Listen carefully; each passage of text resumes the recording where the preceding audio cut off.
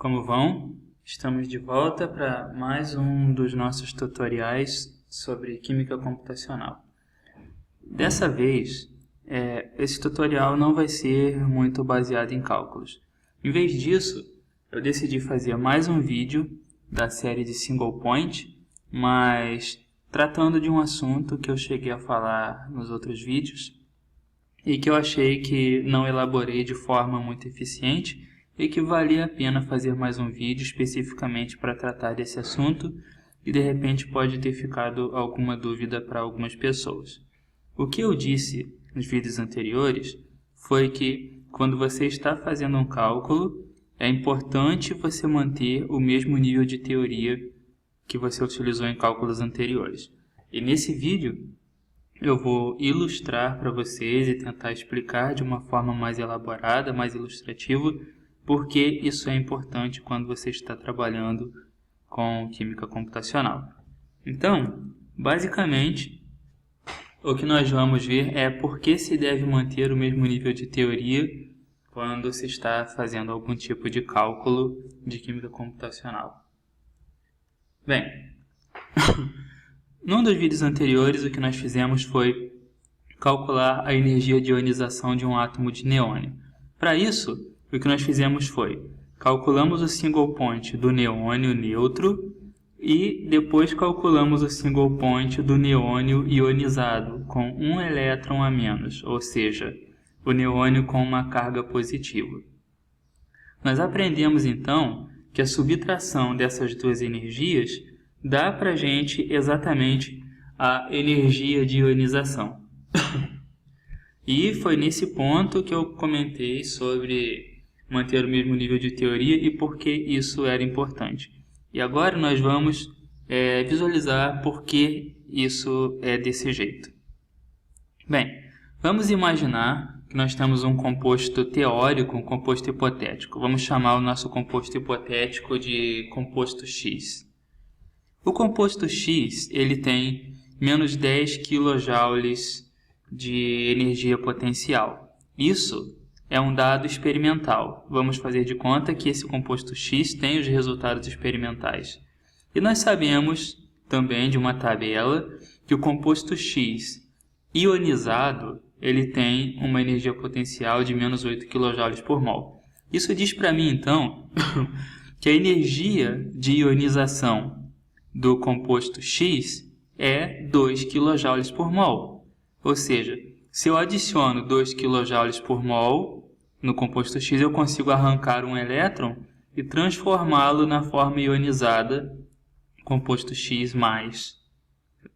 Eu não coloquei o sinal de mais aqui, mas vocês me perdoam, não é? Então, a gente tem dados experimentais para o composto X.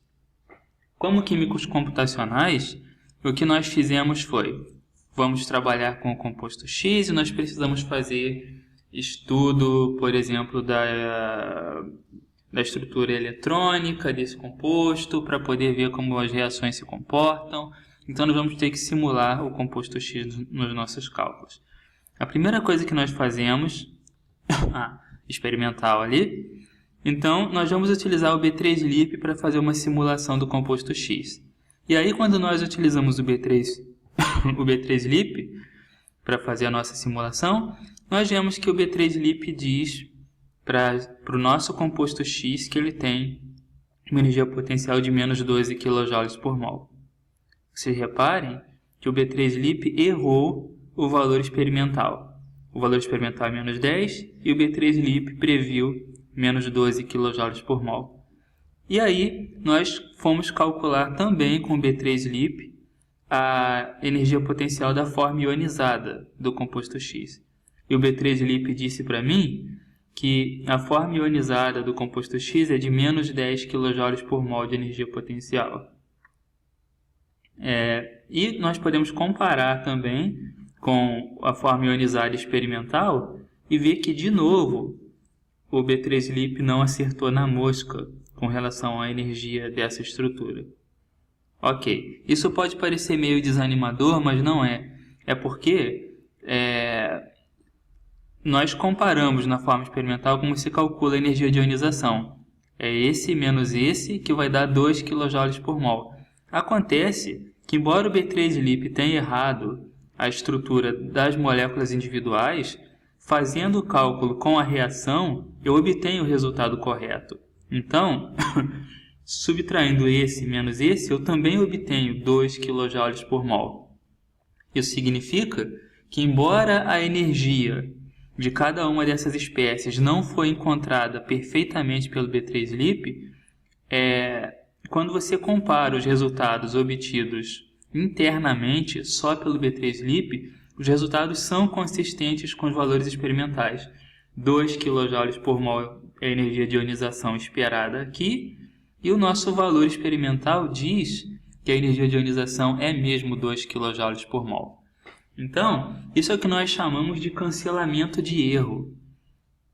Nós temos aqui um erro de 2 kJ por mol a mais, comparando o experimental, e também temos um erro de 2 kJ a mais, comparando com o dado experimental. Mas o fato é que esses 2 kJ por mol a mais não afetam o resultado final, porque o que eu vou fazer é uma subtração desse por aquele, e no fim das contas o resultado acaba sendo exatamente o resultado da energia de ionização experimental. E é isso que importa para mim quando eu estou lidando com química computacional, que o resultado final seja aquele que eu espero quando comparado com os dados experimentais.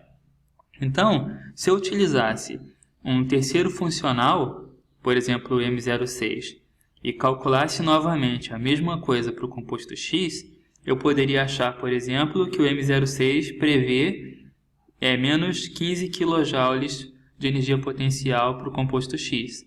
E para a forma ionizada do composto X, menos 13 kJ por mol. Novamente, o resultado encontrado pelo M06 aqui na nossa simulação, no nosso exemplo totalmente ilustrativo, foi novamente que a energia potencial aqui não é igual ao que era esperado pelo experimental.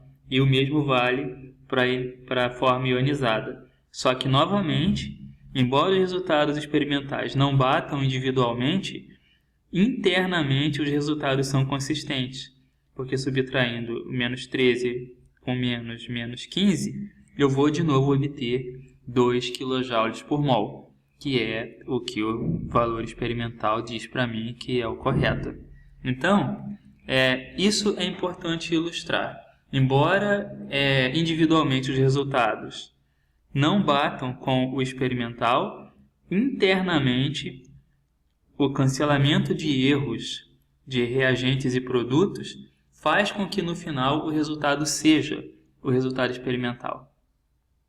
E é por isso que quando você está trabalhando com o nível de teoria, é importante você manter o que você trabalhou no começo até o final. Se você começou um cálculo com B3-LIP, termine com B3-LIP. Se você começou com M06, termine com M06. Porque o que pode acontecer se você mistura os níveis de teoria?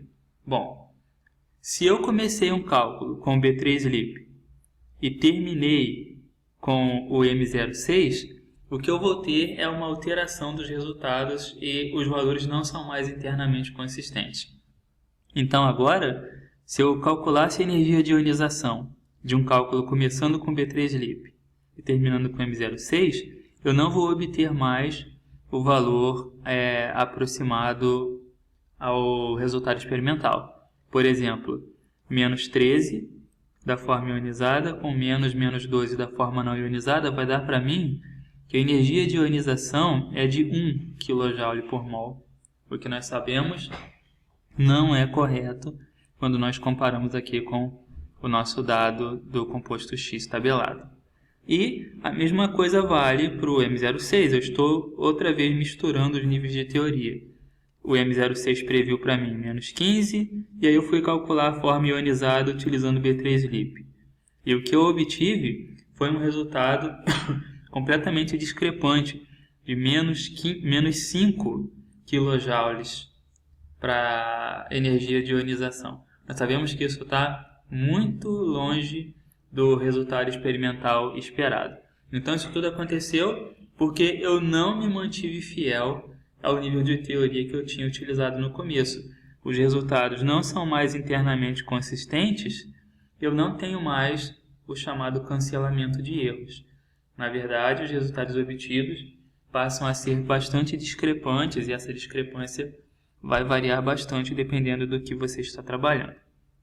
Então, como resumo da ópera, se você tem uma sequência de reações que você vai precisar analisar, se você sabe como elas devem se comportar, você deve manter o mesmo nível de teoria do início até o final. Se você mantiver o mesmo nível de teoria em todas as etapas do seu trabalho, é possível que você vai obter resultados muito próximos dos resultados experimentais.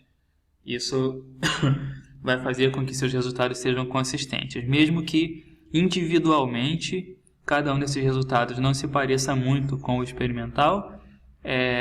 Internamente, quando você fizer as contas, você vai ver que os resultados podem ser muito encorajadores.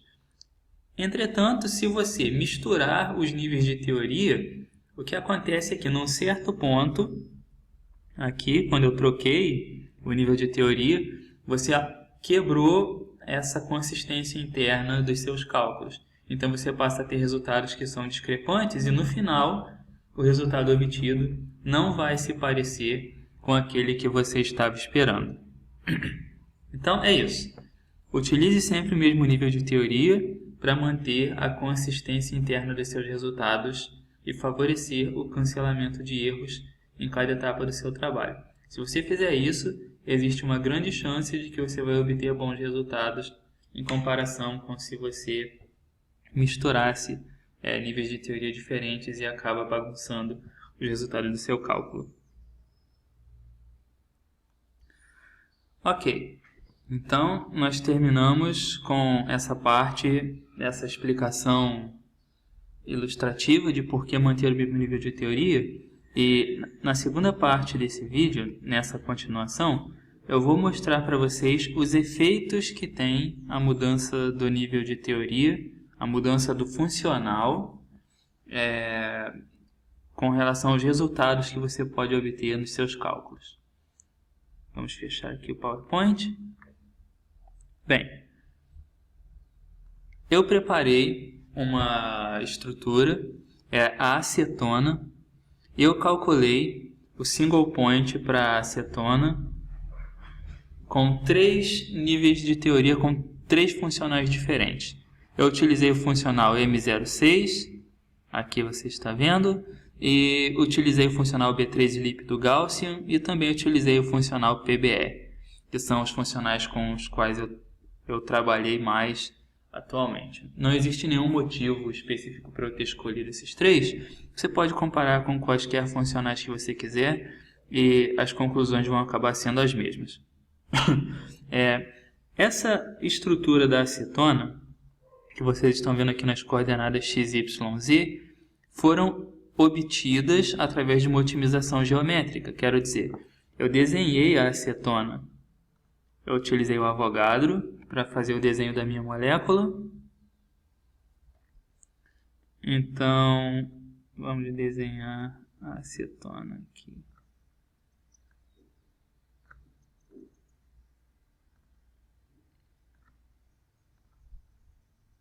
Uma otimização geométrica rápida, pronto. Temos a acetona. Depois que eu desenhei essa acetona, eu otimizei a molécula, eu trabalhei com ela para que a geometria fosse mais correta. O resultado dessa minha otimização geométrica são essas coordenadas x, y, z aqui. Bom, você tem que começar com uma estrutura para poder fazer seu cálculo de single point. É isso que nós vamos comparar. 3 single points para funcionais diferentes e ver como cada um deles interpreta isso. Então, essas coordenadas aqui foram obtidas com o nível de teoria B3-LIP e utilizando essas bases aqui, dF2-SVP. Então você já sabe, quem idealizou a estrutura para mim, quem gerou para mim essas coordenadas no espaço, foi, deixa eu escrever aqui, B3-LIP com dF2-SVP. B3LiP com DF2SVP. Esse foi o meu nível de teoria, não se esqueçam. Então, como eu posso dizer, essas coordenadas no espaço aqui são a visão do B3LiP para como a molécula de acetona está geometricamente no espaço. Lembrem disso. Essa é a interpretação do B3LiP. Então, o que eu vou fazer agora é calcular o single point para cada um funcional que eu vou utilizar como teste. Eu vou utilizar o M06, vou utilizar o próprio B3LiP para calcular o single point e também vou utilizar o PBE.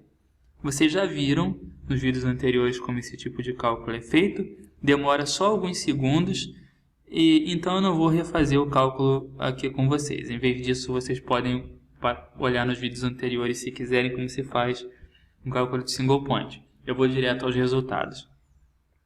O que o resultado mostra para mim é que o funcional PBE, calculando o single point para a acetona, prevê essa energia potencial da molécula, menos 192,77. E que o M06 prevê menos 192,98. Vamos comparar com o anterior, 192,7, 192,9, quase 193. E o B3LiP prevê para mim 193. Ou seja, os três funcionais obtiveram resultados que são diferentes um do outro. Se vocês quiserem que fique mais fácil de visualizar, vamos colocar aqui os três lado a lado. Esse é o resultado do B3LiP.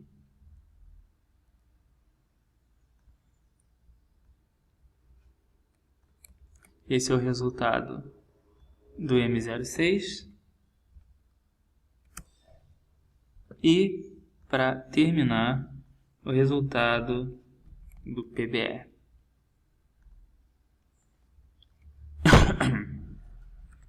Aí. Então, em nenhum dos casos, os funcionais previram o mesmo resultado de energia potencial.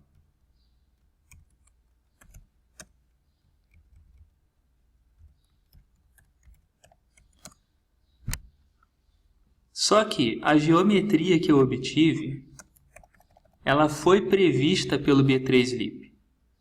Então, esse resultado aqui utilizou o B3LiP em todas as etapas. Lembrem, as coordenadas no espaço foram teorizadas com B3LiP. Isso significa que, mantendo o uso de B3LiP depois, os resultados vão ser internamente consistentes. Então, eu posso apostar algumas das minhas fichas, que não são muitas, na atual situação econômica, né? Eu posso apostar que o B3LiP, que manteve os resultados internamente consistentes, sendo utilizado tanto na geometria quanto nesse cálculo do single point, é o que tem resultados que seriam mais confiáveis em comparação com os outros dois funcionais. Nós podemos, por exemplo, visualizar como a interpretação varia de um funcional para o outro. Vamos olhar a estrutura idealizada pelo B3LiP para acetona. Aqui nós temos a estrutura idealizada pela acetona. Aqui nós temos a estrutura idealizada pelo funcional B3LiP e com o single point calculado pelo B3LiP.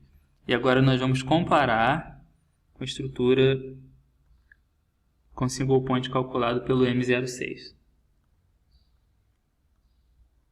Então, aqui vamos ver as propriedades atômicas, vamos ver a carga, a distribuição de carga nessa estrutura. O B3LiP prevê que esse carbono da carbonila, ele vai ter uma carga ligeiramente negativa. Estão vendo? Menos 0,036 de carga negativa. E o oxigênio bastante negativo, menos 0,197. Vamos comparar com o que o funcional M06 imaginou, o que o funcional M06 interpretou para essa molécula. Nós vemos aqui o oxigênio com carga de menos 0,268, enquanto que o B3-LiP previa uma carga de só menos 0,197. O M06 também prevê que o carbono da carbonila vai ficar ligeiramente positivo, enquanto que o B3-LiP previa que o carbono da carbonila vai ficar ligeiramente negativo. Vamos ver outra coisa interessante. Essas metilas ligadas aqui à carbonila. O M06 prevê que elas vão ter cargas ligeiramente negativas, enquanto que o B3-LiP prevê cargas ligeiramente positivas. Então, o que nós estamos vendo aqui é que a mesma estrutura, quando calculada com níveis de teoria diferentes, com funcionais diferentes, ela na verdade tem propriedades eletrônicas diferentes. E o mesmo vai acontecer com o funcional PBE. O PBE é um funcional mais antigo e mais simples do que os outros dois que nós vimos, do que o M06 e do que o B3-LiP. E o que ele prevê para a molécula é, de novo, carbonila ligeiramente negativa e o oxigênio bastante negativo. Então, é isso. O que nós estamos vendo é que, mesmo que a estrutura seja a mesma, dependendo do nível de teoria que você utilizar, seja lá para que for, para calcular um single point, você vai, de fato, obter resultados diferentes. Mesmo sendo um cálculo tão básico quanto um single point, onde as coordenadas espaciais da molécula não foram alteradas, ou seja, a geometria da molécula é a mesma em todos esses casos. A geometria da molécula se manteve a mesma em todos os casos. Pronto. A geometria da molécula se manteve a mesma em todos os casos, mas em todos os casos a distribuição eletrônica prevista é diferente, só porque eu mudei o funcional utilizado para o meu cálculo de single point. Se nós sabemos que isso acontece até para um cálculo de single point, imagine para alguma coisa um pouco mais complexa, como uma otimização geométrica. Então, só para finalizar, nós vamos comparar agora a mesma estrutura da acetona com uma otimização geométrica, ou seja, os 3 níveis de teoria tentando reposicionar os átomos no espaço da forma mais eficiente para ver o que é que cada um deles vai obter. Essa é a estrutura otimizada pelo B3-LiP. A gente tem aqui todas as etapas utilizadas durante a otimização. Inclusive, nesse software, você pode até fazer uma animação das etapas de otimização. Não vai dar para ver os átomos se mexendo muito, porque realmente a convergência da geometria foi bem rápida. Mas o que importa para a gente são os resultados finais. E o que importa é eu dizer para vocês que essa geometria aqui é a que o B3-LiP previa. Vamos comparar com a geometria prevista pelo M06.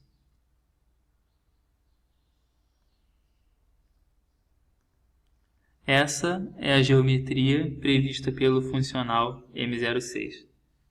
E essa é a geometria prevista pelo funcional B3-LiP. A princípio, visualmente, não dá para ver grandes diferenças. Na verdade, é muito difícil mesmo comparar essas coordenadas visualmente. Para isso, nós vamos utilizar uma ferramenta, o comparador de estruturas, e pegar esse RMSD. RMSD é uma sigla para Root Mean Square Deviation, que vai comparar para mim as posições dos átomos de uma estrutura com as posições dos átomos de outra estrutura e me dá um valor que vai me dizer o quanto eles são diferentes entre si. Comparando a outra estrutura com essa, esse é o valor do RMSD. Ele diz para mim que o valor é 0.022, 0.023, praticamente. O que isso está dizendo para mim é que aproximadamente 2% dos átomos na estrutura estão diferentes em comparação com a outra. O RMSD me diz justamente isso. Comparando duas estruturas, duas coordenadas moleculares, duas coordenadas XYZ de duas moléculas que parecem iguais, ele consegue me dizer quanto foi a diferenciação do posicionamento espacial dos átomos de uma comparados com a outra. Então, o RMSD está dizendo para mim que, embora as duas estruturas sejam acetona, o simples fato de que uma é a interpretação da geometria do M06 e no outro é a interpretação da geometria do B3-LIP, que eles não chegaram à mesma conclusão. Na verdade, os funcionais discordaram em 2%. Isso diz para mim que mesmo quando eu estou trabalhando com a mesma estrutura, dependendo do funcional que eu utilizo, posso obter resultados que são bastante diferentes entre si. Vocês provavelmente querem ver a diferença com o PBE também. Então nós vamos ver, só para fazer uma comparação rápida. Agora comparando o B3-LIP.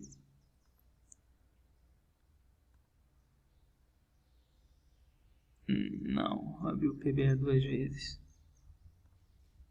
Agora comparando o B3-LIP com o PBE, que já está aberto ali. Vou de novo na ferramenta RMSD. Nesse caso, a diferença foi de cerca de 1% entre o PBE e o B3-LIP. Então, de novo, o posicionamento dos átomos parece o mesmo, mas fazendo uma análise mais profunda a gente vê que não foi.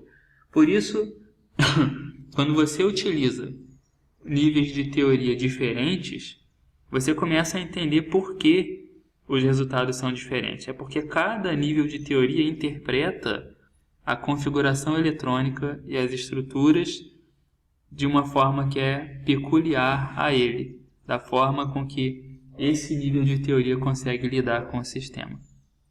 Então, é isso. Você tem a mesma estrutura, com resultados diferentes, todas as vezes que você fizer alguma modificação no seu nível de teoria. E lembrem-se, é importante que pelo menos você mantenha a consistência interna dos seus cálculos. Por isso, se você começou a fazer um cálculo com o B3-LIP, termine com o B3-LIP o tempo todo. Se você começou com o M06, termine com o M06 e daí por diante. E nós ficamos por aqui. Esse era um vídeo que eu precisava mesmo fazer para lidar com esse problema de uma forma um pouco mais profissional, em vez de só falar para vocês que tem que manter o mesmo nível de teoria. Agora vocês já sabem por quê e a gente se vê no próximo vídeo. Até mais.